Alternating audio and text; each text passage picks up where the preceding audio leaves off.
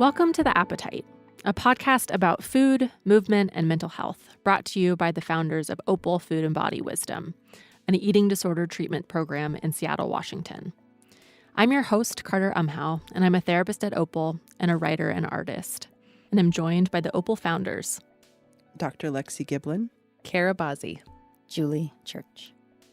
Every other week, we release a conversational podcast that brings the themes of our work with eating disorders to the greater community. Today, we're talking to Sally Revere.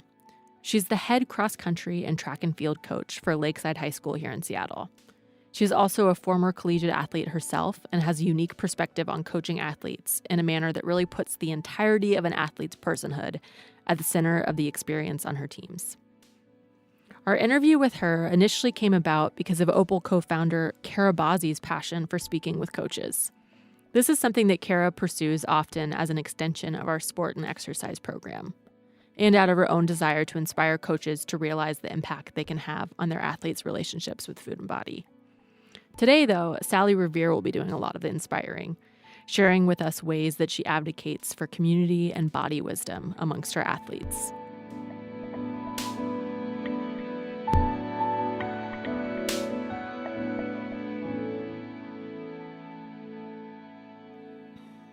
So last week we talked about the athletic temperament in particular and what makes an athlete good, and then also what of that temperament can often lead to maybe some issues around the relationship to food and the relationship to body and even to sport itself.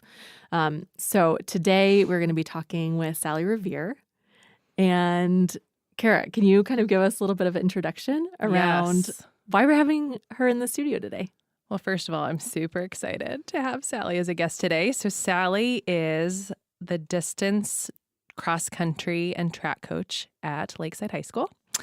And I have had the privilege, I was able to meet her about 4 years ago, I think. Is that right, Sally? I think it's about that, yeah. Yeah. So my husband is a distance cross country coach at O'Day High School.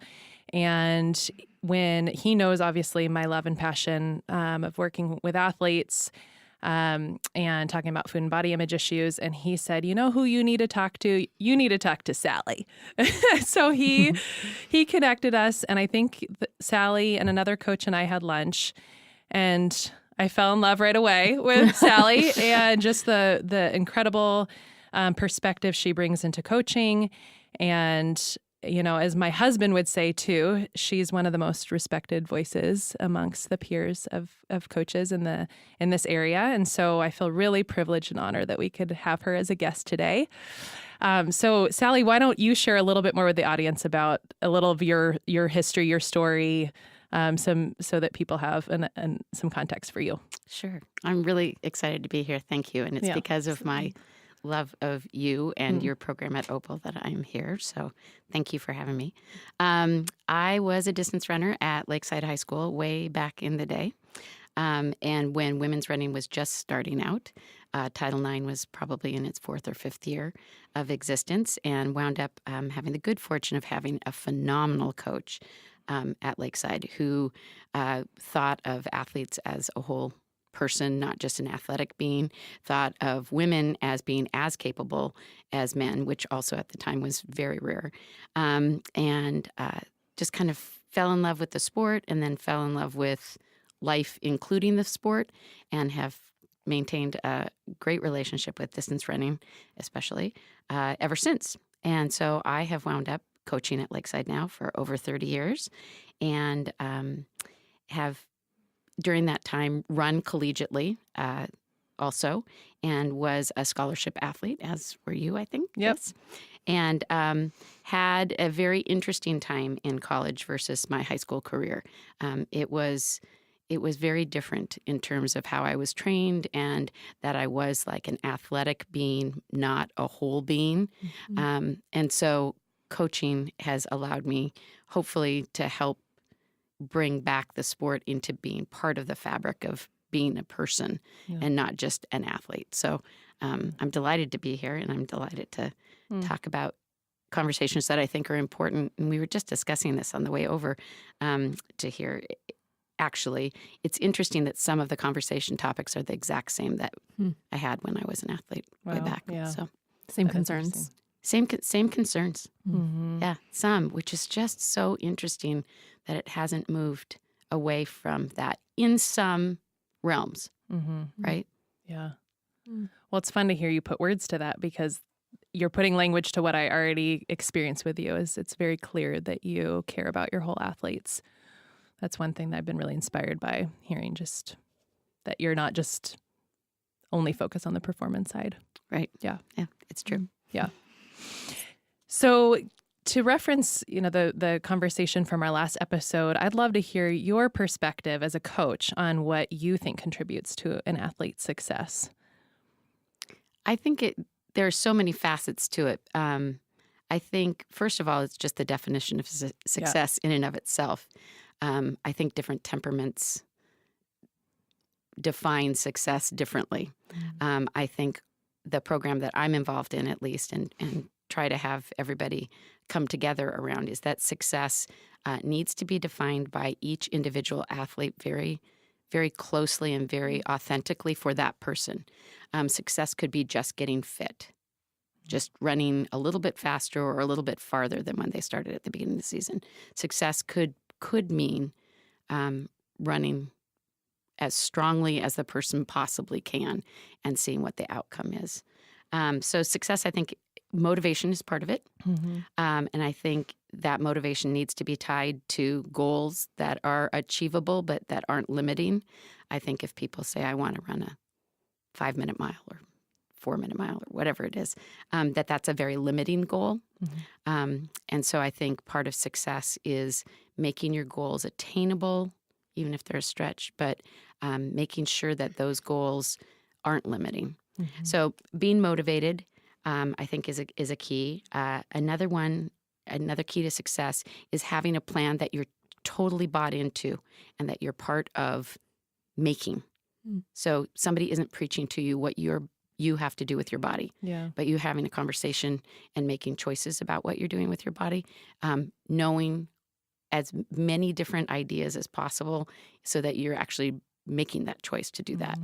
And then I think finding joy is going to really help with success. I think if you don't have joy along the way and every day is drudgery and every day is just pounding out miles or pounding out hours of workouts or whatever, I just don't think ultimately success is going to be achieved, even if there's a win or there's a gold medal or whatever.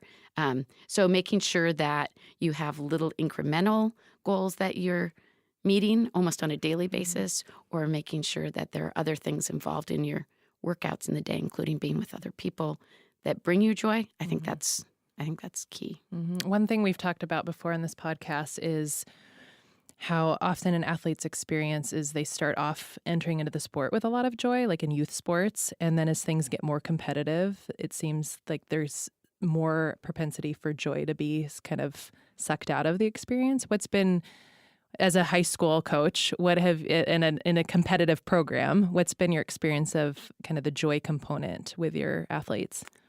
I think we structure moments of joy, if you can call it that, into every day. We meet in a large circle at the beginning of every day, and we have a large program with a lot of kids in it. And we do goofy things at the beginning of every day. We meet in a large circle at the end of the day. We go into an ice tank to sit with our legs in cold water in groups at the end of every day. I think we build in kind of some silliness, and we build in some kind of game playing into almost every day. And I think some people look forward to that probably more than even the running aspect of it. Oh, that's awesome. Yeah. And so community oriented, I hear in that, just of, you're saying, with other people, right? With fellow teammates. Yes. So much emphasis on the connection rather than just the one individual making sure that they are showing up to practice and then competing against their peers. That's right. Yeah. And especially on days of super hard workouts, I think those moments of giddiness or silliness at the beginning set the tone that we're all there to do some really hard work, but we're also there to be people. Yeah. And we're there because we want to be there. We're opting in. It's not a mandatory thing. So, and I like it how it, not taking ourselves maybe too seriously. And we reference the temperament of having an over-controlled temperament, and I think a lot of over-controlled temperaments end up going into the sport of distance running, especially when it gets more competitive. And so I like that practice because it helps the athlete tap into more non-productive, silly, right moments that that's good to stretch them in that way. Right. And it does make some of them very uncomfortable. Yeah. And the word tapping actually cracks me up because they're tapping their fingers and they're They're tapping. just ready to go. Yeah, ready to go. Yeah. Ready to go. Like, this isn't productive. No, this isn't. I don't care what her favorite ice cream flavor is. I really don't. I really want to get out and do my workout. Thank you very much. But talking about the value of that and talking about the value of compartmentalizing and using your mind in different ways is really important. So do you make that explicit of why you're doing Absolutely. this silly? Yeah. We are really, really transparent about the things that we do and why we do that. What do you typically say? That we're going to start, when we're explaining the season, we're going to start the day with question of the day, and we're going to go around in a circle, and there are 100 of us talking and answering these questions, and we want everybody to be respectful, and we really want you to learn about your teammates, and we think that it's really important as you're running to know that you're running on a team and with people, and to know who those people are, and that you're going to be stronger because of their support. So cool. Yeah. Oh, I Pretty love fun. it. Pretty fun. I mean, here we're talking about setting team culture I know. and how I a coach know. has a lot of power in how to set that team culture. It's really fun to hear those specifics. Thanks. Yeah. I hadn't even thought of that as an option. I mean, I guess probably a lot of coaches wouldn't necessarily think of being creative in that way. I haven't encountered a coach that way. Yeah. So I really love that. That's why we have Sally here. I know. Thank you. She could share all her magic.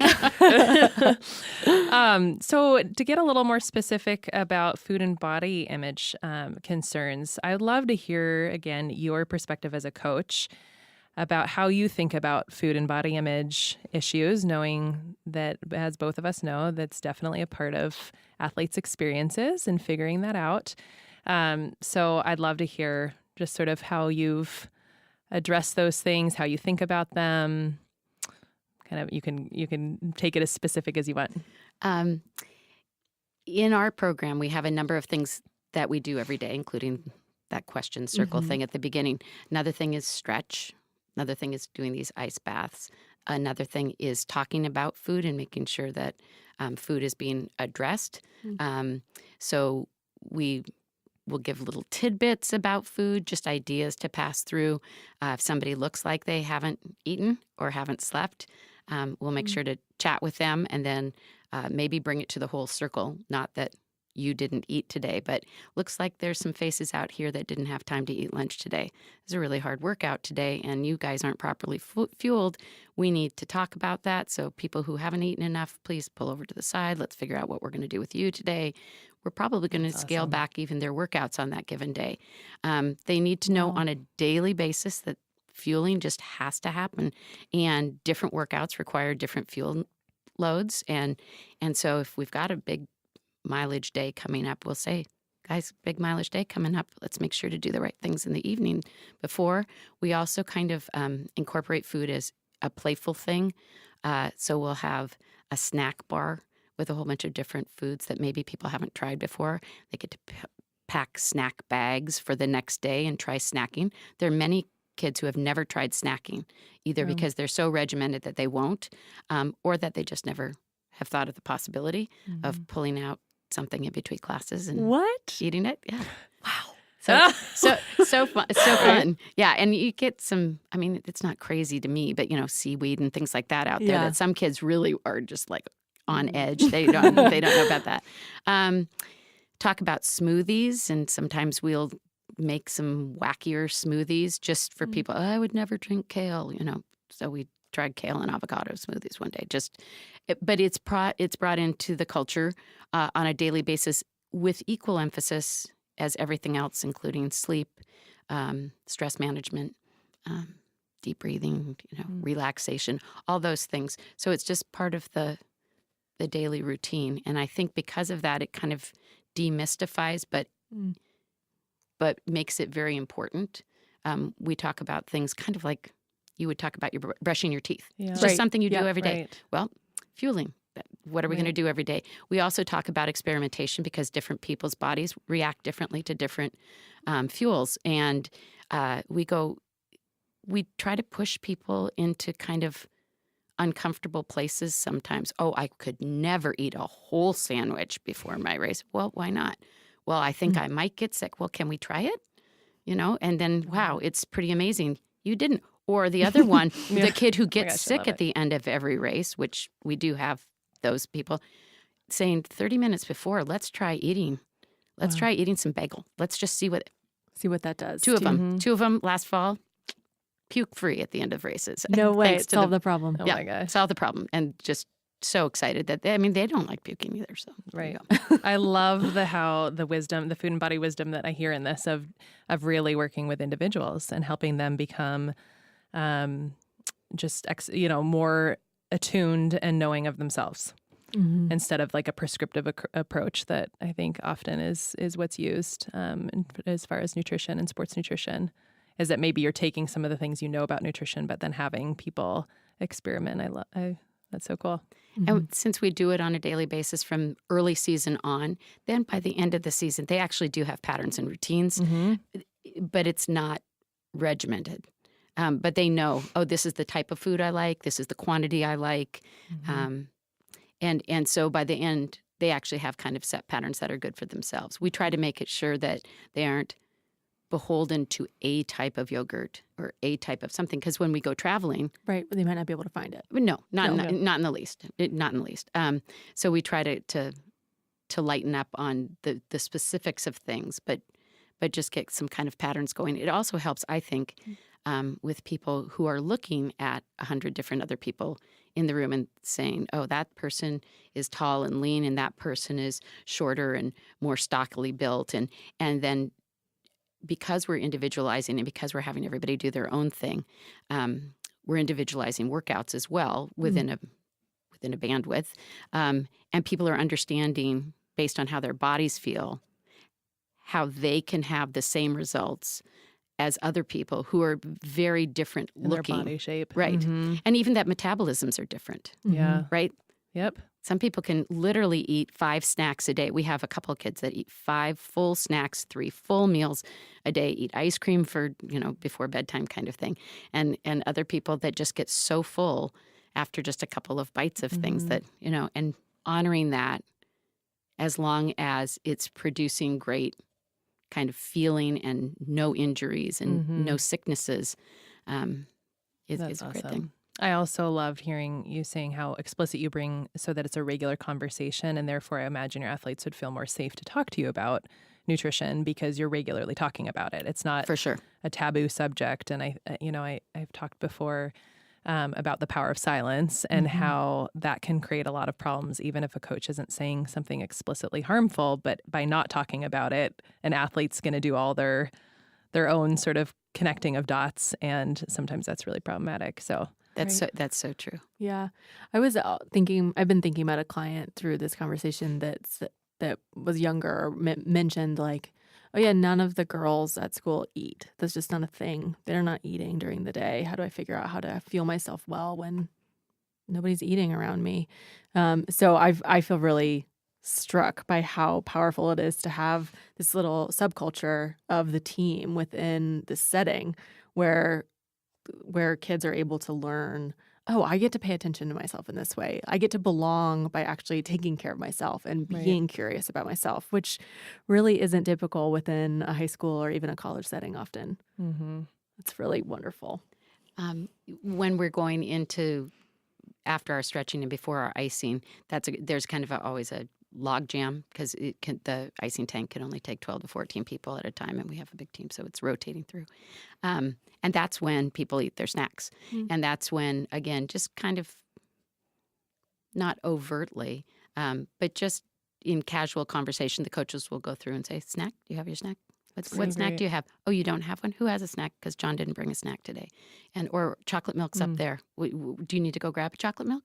Yeah, there's plenty of time before you go icing to grab a chocolate milk. So you make it normative with everyone's doing it. Absolutely. It's kind of like bringing your rain jacket on a rainy day, right? You bring your snack. It's just something you do every day. Yeah, So great, Uh, Sally. yeah.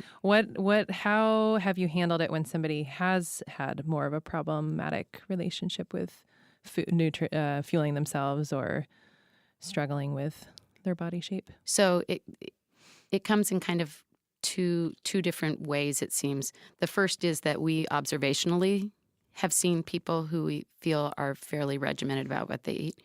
And we just bring it up in conversation, safe conversation with just one-on-one, and say, it looks to us as though perhaps you have really big time favorites on foods, and that there are certain hours and times that you might take that and not others. And do you believe in snacking, and what do you think of what we've been saying, and how does it resonate with you? Trying to kind of suss out where their information has been coming from. Not that their information is incorrect, but just to figure out, this is what I read in X book, and I'm going to go on X book. So then we talk about personalizing that, and X book wasn't written for you. And so let's just make sure that you're not sick, you're not injured, that you're able to feel good when you're doing your workouts. And if any of those things aren't working, then let's look to sleep and let's look to food to try to solve whatever mystery it is. Or if it's coming from parental sources, because sometimes that does too. That's a trickier one. Right. And then same thing, kind of ask in a nice way. So do your parents do research on nutrition? Were they athletes themselves? Talk about that, and ask if they feel like they could be adventurous, and for a week or two, try some snacks just to see and see how they feel and what that feels like. Sometimes we get pushback on that, which is fine, and sometimes not. And then the other side would be when we notice a weight loss or just an unhealthy pallor, or kind of a malaise that just goes on. And then we actually start a conversation a little bit differently about that. We just really think that this sport is so demanding, and that, they're burning calories in their sleep, that we just don't think that the amount of going in is enough to fuel working out. And so then there are some other conversations. We have counselors too, that we can refer them to, and bring parents in and things like that. Yeah. Gosh, even hearing about your approach and the curiosity you're bringing and the questions you ask, it just sounds so disarming. It does. Sounds very just exploratory, and really trying to understand them and not making assumptions about your athletes. So that sounds like a great approach. Yeah, we talk about it. This is just a piece of life, and that they're going to make food choices and sleep choices and flexibility choices for their whole life. So they need ownership on this thing for sure. Right. Yep. So no judgment, but at the same time, we don't want to deplete them. Right. Have you ever had to come in more, not heavy-handed, that's the word that's coming to my mind, but have you ever had to set any kind of boundaries or, yeah? Yes. A couple of different times. It hasn't been recently, but we've actually worked with an outside institution when the kids started getting help outside. We were part of the team. That was that. And so we were trying really hard not to prevent the person from running, because running was such an important aspect of that person's life. But they had to hit some guidelines that were prescribed by outside physicians and things like that in order for them to continue to come with us. That was tough. Yeah. Yeah. That seems also just kind of tricky of when does you knowing your scope, and when as a coach do you need to hand it over to other people for support and what's within your purview, right? Right. For sure. And a couple of people have come to us having kind of in a recovery with a story about that. And then we've worked with people outside on that too, to bring them back into the fold, so to speak, and make sure that stayed healthy. Yeah, that's great. I can imagine a lot of listeners. I mean, I'm having the experience of, Sally, you're such a great coach. And I just imagine athletes out there just really, having a response to hearing what you're sharing. What do you think it is that makes this difficult for other coaches? Like, what barriers do you think other coaches have in addressing food and body image concerns? Well, the one that comes to my mind too is if people are seeing their athletes as just that, as athletes, I think it's easy to overlook it accidentally, because what you're looking at is a person who's on a relay and he or she needs to run a certain time, and you're advancing to state. And if the person doesn't have the flu or something, then the person must be healthy. So I think part of it could just be so wrapped up in the day-to-day athleticism that you're not looking at the whole person. And I'm not criticizing the coaches for that at all. I think another thing that coaches might think is that it's just not in their purview. It's just way too private. It's just, it's a kind of a taboo topic, and that they think that they're passing judgment, or that they don't know enough. And so they might be guessing wrong. And what happens if you disenfranchise an athlete by guessing wrong? I guess I come from a point of view that if I do guess wrong, I'm hoping the athlete's going to understand that I came from a place that I want them to make great choices, and that I'm concerned about their choices. Mm-hmm. And I'm not concerned about them as a person. I adore them. I'm just concerned about the choices. But I think some people worry that they'll lose athletes that way. What would you say to that type of coach that's worried about that? I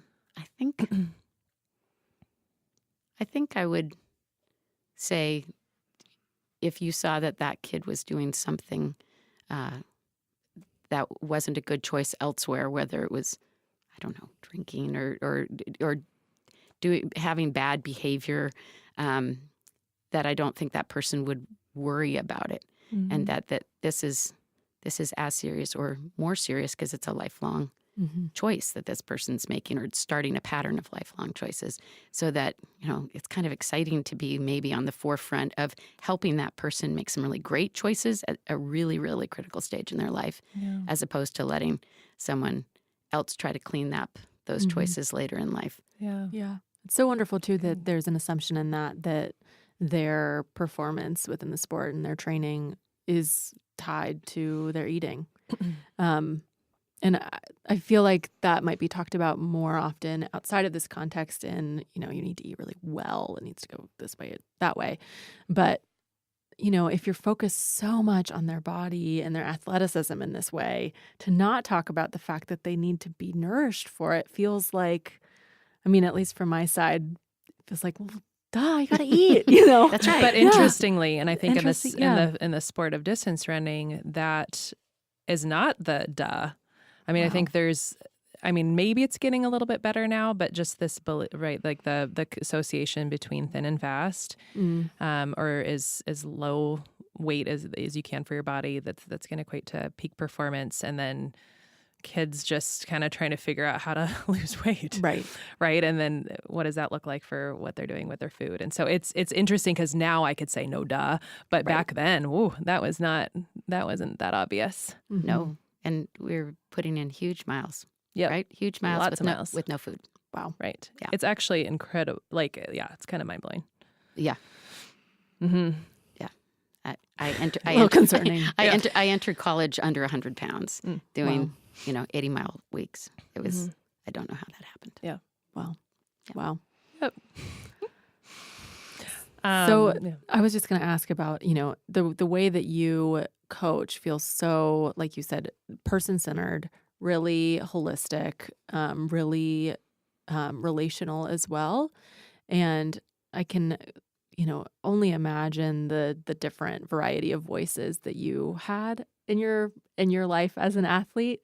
And I'm curious about how some of those influenced you or influenced you maybe to go another way. So as I said before, my high school coach was phenomenal. Yeah. His name, I'm going to give a shout out. Good. Great. Is Hugh Tower.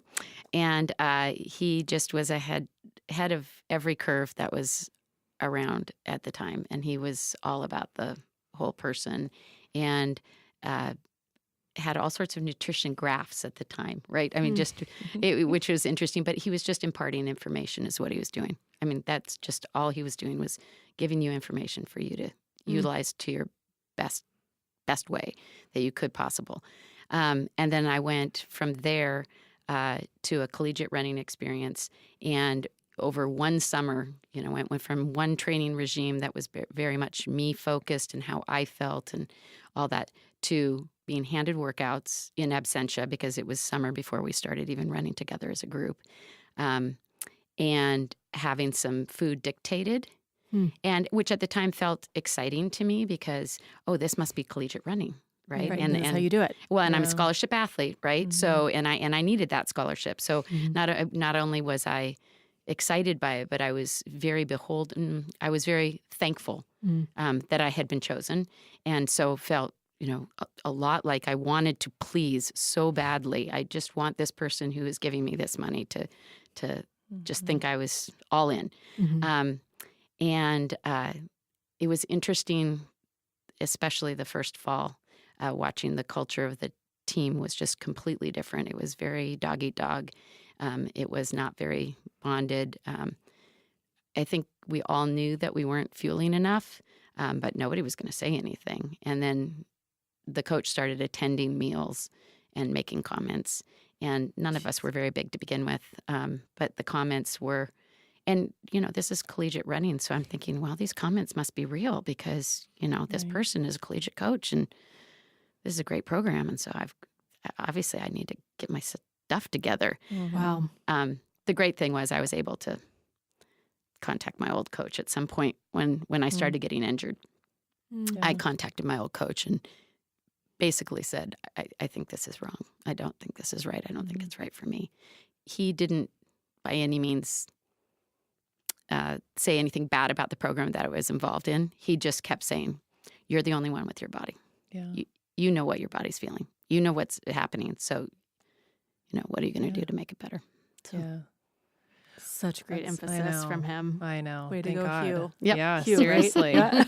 What would, given that, like if an athlete's listening to this podcast and has the experience of having kind of a coach that doesn't see them as a whole person or is giving them just training and nutrition advice, and what kind of advice would you give an athlete that's in the situation currently? That's a great question. That might not have the Hugh. Right. Mm-hmm. Well, high school especially is a time for self-advocacy and to learn about it, and so is college. I mean, it's kind of a rough thing to say. I think you just need to, if you inherently know that this isn't working for your body, you just need to have that conversation. I would hope now, as opposed to then, at least, but now it people have at least heard the phrase before, self-advocacy and that sort of thing. I guess maybe just finding a safe person to bring with during that conversation, whether it's a really close friend or whether it's an adult that you could bring into the conversation to talk to the coach one-on-one with somebody who felt safe with that athlete to say, this isn't feeling right. This isn't feeling like it's sustainable as a lifelong choice. Yeah. And if you're getting chronically injured or chronically ill, that's probably... It's not supposed to happen. No, Right. It's not. Yeah, your body's not supposed to feel that bad. Right. That's even something to be shared too for athletes, because sometimes athletes wouldn't even know that. I didn't know that. Right. I know. Did you feel kind of broken a lot? Yeah, and just to not, I couldn't see the problem. I couldn't see the issue until later. Yeah. Yeah. Yeah, we've talked before in conversation about sport, around the idea that you can still be really obviously competitive, and the way that you're approaching the sport itself. And rather, I'm not going to be saying this well. Kara, I want you to say this well. Just like that, we've talked so much about like how the difference between the qualitative and the quantitative approach to the sport matters so much. And in that, you could be pushing yourself so hard, and this idea of no pain, no gain is always out there. And clearly there's maybe some amount of pain that's good, right? But for sure. But for many, that's the main message that they hear. They don't know how to nuance what is good pain. Yeah, Right. what is good pain? Yeah. Right. That's like fatigue versus injury. Yes, Right. which is a conversation we have in our rethinking group, and people have, it's like no one has had that conversation before, right? Yeah. They've either heard from a coach or a sport experience that you just push it to the limit at all points. Like they don't know what they're looking for. Yeah. Right. Workout's going to destroy you, You should be puking at the end. Right. And that's a point of pride, right? Right, exactly. Right. Yeah. Yeah. There are definitely tough workouts where they feel like they survive, but I think and if it's done healthfully and they're paying attention to their bodies, that's a great thing. But you don't bang out another one of those the next day, right? Well, and as somebody who's stayed competing past my recovery process, it's been cool to see, like, to live out what is knowing my body and knowing what is the productive pain and where do you set the limits. So in temperament-wise, we find a lot of the temperament things that guide people to making food choices or not making food choices translate into their workouts as well, right? They're the people who most of the time are tied to their watch and ask you how many increments you're going to do, which we don't give, right? We give a range, and we rarely ever give the upper range. We're going to start with 4 and see what we get. Yeah. Right. Well, how many is the most? Not sure. Now, that makes a lot of people nervous. I know. Right? Because you don't know. But for the temperament people who, it says on the sheet 4 till 8. So I'm going to do 8. Otherwise, it's not right. Yes. So we'll never give we try not to give the 8. It's that same, we try to undo that temperament a little bit, or at least have them experiment with Flexibility. And talking about their temperament. Yeah. I know you want to do the maximum number today. How about we just take a number today and try it? Yeah. How about you take off your watch today when we do this? And we're not going to do a pacing workout. We're just going to run. And my gosh, just craziness on the watch. I wish you coached me. Oh my gosh. And I'm like, She's like an over-controlled expert coach. Yeah. You get the over-controlled temperament. Oh, man. Mm-hmm. Wow. You got to listen to that episode we did on over-control. It's like you're totally addressing over-control, which that you're basically doing flexibility training, which is incredible. Well, and don't you think it's tied to the same kind of food things? Oh, yes. Absolutely. Oh, yeah, right? That's why so our treatment is called radically open dialectical behavior therapy. Wow. And it's to treat over-control. And then the manifestations that you'd see in eating, movement, all of these things, right? You'd see it across the board in somebody's life, the over-control showing up. Really interesting. So we vary the places that we work out at, and we don't measure sometimes. Well, actually, we do measure. We measure how far things are, but we're not going to let them know how far it is. Also, so that if they're wearing watches, they have no. It makes no sense to them for the same reason. Also, we do it for kids who don't have the temperament kind of condition of that, just for variety, right? Because a lot of people like variety, and it's more entertaining to have variety, and it's more exciting to experiment. Yeah. So it works for both groups. For both groups, right? So, Yep. So great. So fun. And you're basically, that's what I do in individual exercise experientials. Really? Yeah. What do you do? Like exactly what she's talking about. The no watches, the different route, like playing around with flexibility about their rigidity. Okay, so we assign things like you have to eat blueberries. You have to find blueberries and eat them, and things like that. Yeah, most of the kids have to stop and smell the flowers. Take your shoes off, and you have to go in the lake or whatever it is. Totally. Right? Which this sounds so fun. 7/8 of the kids are like, yeah, and 1/8 is like, this is the stupidest thing I have ever heard of in my life, and this is doing nothing for my running. Yes. Right. But it is. And I'm curious, do you get, with that type of thing, do you get any pushback from parents that are over controlled from on the temperament side? Do you get parents that come back and say, oh, why were you doing that? That was so stupid. Or like, what's the point of that? Why is that not productive? Because I think of the parents part of it too, but less in cross country than track. Track, which is so finite and tends to be on the track. It's, why aren't we doing 200s yet? Or why aren't we doing a higher volume? Or how come you're picking? Yes. Okay. Track, we get more questions. They probably know more on track, right? Like they know more what their kid is doing versus. Right. Yeah. Right. When the kid comes home and might complain about the blueberries, but can't tell really how far or how many increments they did Right. over this weird place that we went to. It's harder for them to Yeah. kind of wrap their arms around it, Yeah. I think. Yeah. That's so cool. It is very cool. Oh my It probably gosh. leaves parents in a place of having to, I don't know, maybe it plays out this way, but having to trust you all a little bit more because they can't really control, oh, I know exactly what's happening here. I can get kind of in the nitty-gritty details of being a part of what's happening for my child.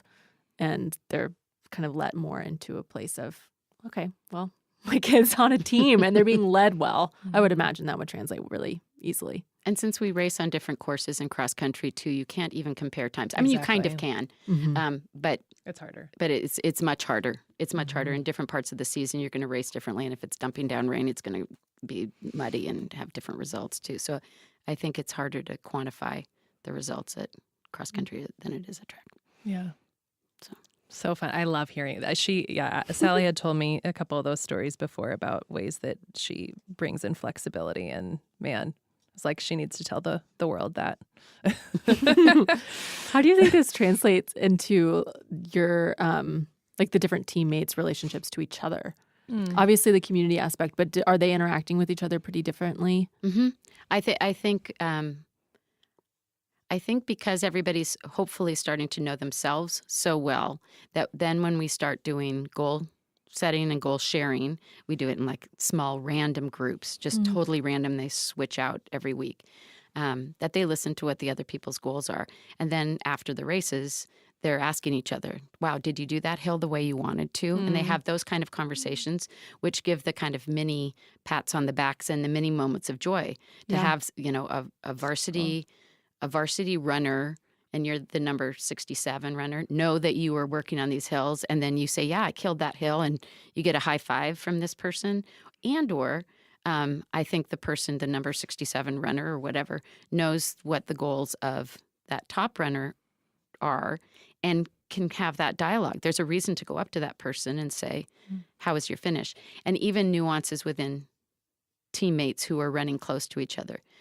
One person has a lot of fast twitch muscle fiber and somebody else doesn't. So somebody else has to put a kick on with 1,000 meters to go because that's where that kick has to start. And somebody has a 200-meter kick and they wind up kind of finishing and duking it out at the same place. It's really cool for them to know what each other's strategy is and what each other's strengths are so that they can kind of just be really authentic and know that their teammate is also authentic but in a really different way.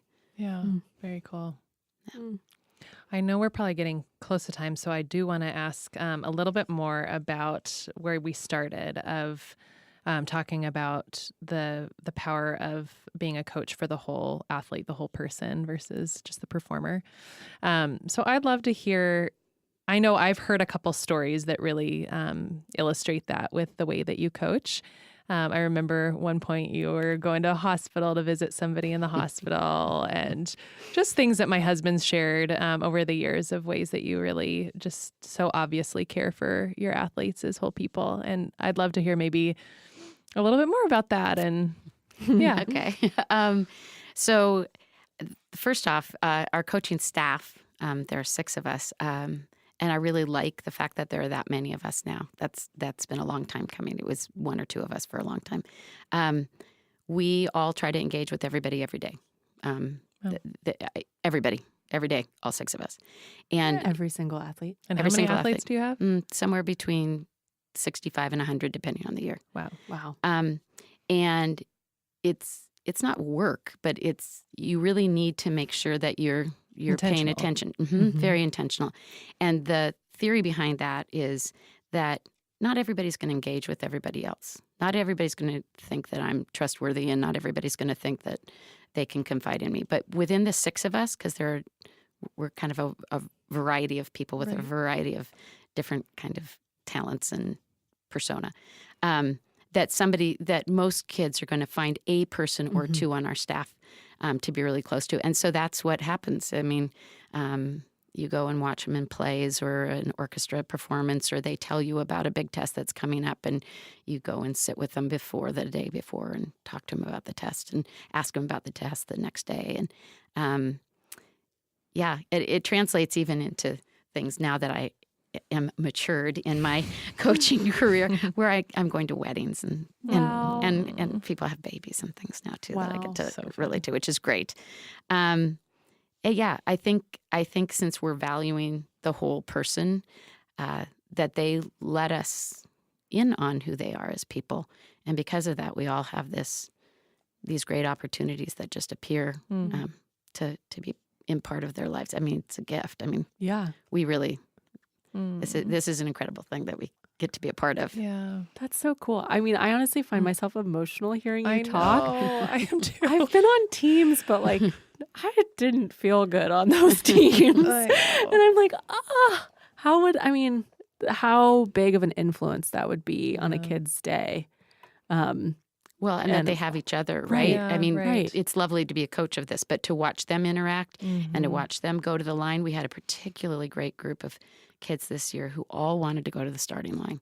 And having that many kids want to go to the starting line is a pretty interesting phenomena. It's really difficult to get everybody to want to go out there and be brave and put it all out there. And they did. And it was wonderful to watch them. And once you've been through a cross-country race, especially, you're kind of in this group where, oh, you ran cross country. Oh, wow. Everybody has that, right? Yeah. So it's kind of cool to watch them around school, even when they're doing their other sports now, too. Yeah. It's a great community. Yeah. So cool. Yeah. Well, thank you so much for joining us. This has been really fun. Oh, so to hear fun. about. It's been really fun. And I feel, I honestly, as a non-athlete, feel surprised at how moved I feel by this, which has been a great thing to be kind of witness to. And just, to get to hear about kind of your perspective and how much of a relational approach and so much intention and so much thoughtfulness and care you're bringing, and obviously teaching such wisdom to your athletes. It's quite an inspiration. And I hope for all the athlete listeners just too that kind of to know that this exists, this type of coaching can exist. And I don't know, just what risk maybe you can take in self-advocacy after hearing this, and maybe what you can ask your coach or what you can talk to a teammate about, just to consider that. Yeah, to pay close attention to their own bodies and how things are working. Yeah. Did you have any last words or anything that you don't feel like we got to get to that you wanted to? Okay. Not at all. Oh, thank you. True pleasure. Yeah. Thank you so much. Thanks. Yay.